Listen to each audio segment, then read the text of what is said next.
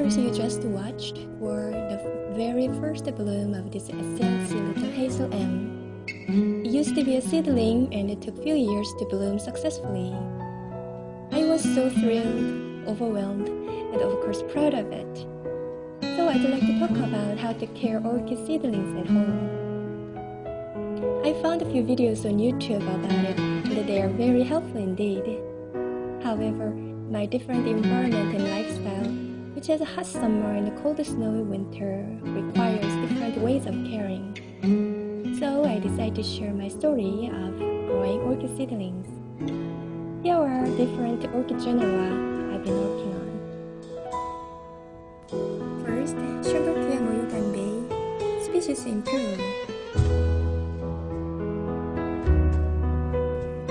This is Laelia pupurata variety V.venosa, species in Brazil.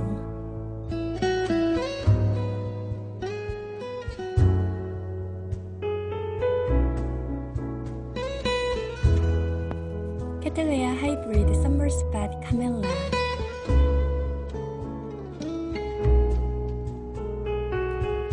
Lastly, Angraecum magdalenae, the queen of the Angraecum, species in Madagascar. I personally really like Angraecum genera, so I'm planning to collect them more.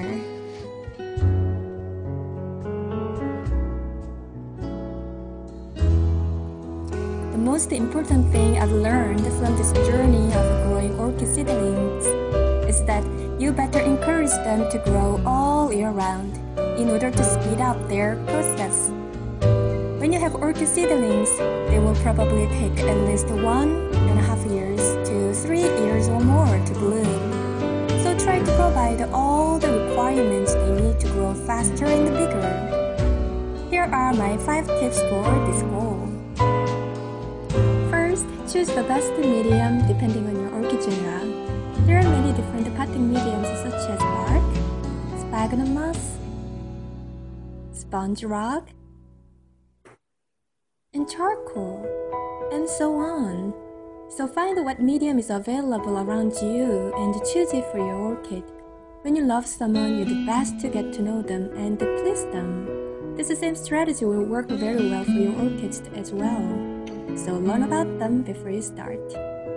Here are 2 examples. This Cattleya alliance likes to be dry between watering. So I potted in a mixture of bark, sponge rock, and a little bit of sphagnum moss. On the other hand, this Angraecum loves staying moist in a charcoal-based potting medium, so I provided it.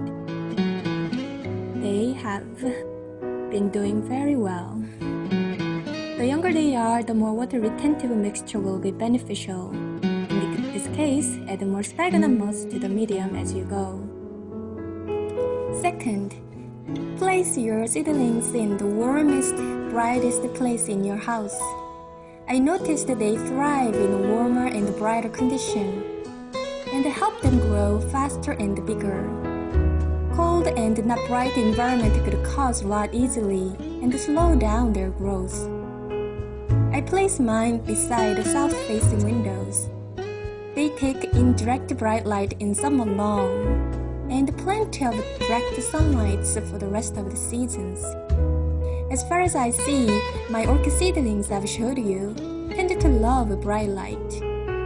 However, when sunshine gets too hot, I use a sheer curtain for preventing burn. In terms of watering, water your seedlings as soon as their medium is almost dry.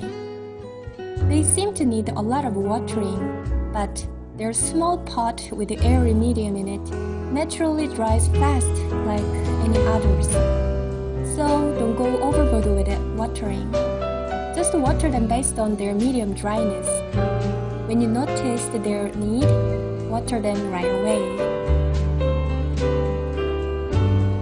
Here I will show you my seasonal watering. In summer, the weather is hot and lots of sunny days, and the orchid seedlings are growing rapidly. So I soak them in the water for 10 minutes and drain its excess water. Meanwhile, in winter, the weather is cold and less sunny days, so I simply run water through the pot a few times. I alternate these two ways in spring and autumn depending on the weather. Fertilize your seedlings regularly all year round based on your lifestyle. You can do it once a week or twice a month, it's all up to you. Read the recommendation on your fertilizer and never fertilize them heavily. Their roots tend to get burned easier than their adult plant. Lastly, providing extra humidity and ventilation will be beneficial. You can use a humidifier and a fan to achieve this environment. In my case, I provide them with natural sources by grouping and watering seedlings together and opening windows regularly. There are many different orchid genera that could require more special care than I just mentioned. So I suggest you compromise my tips with what you have in your collection and develop your own ways as you go.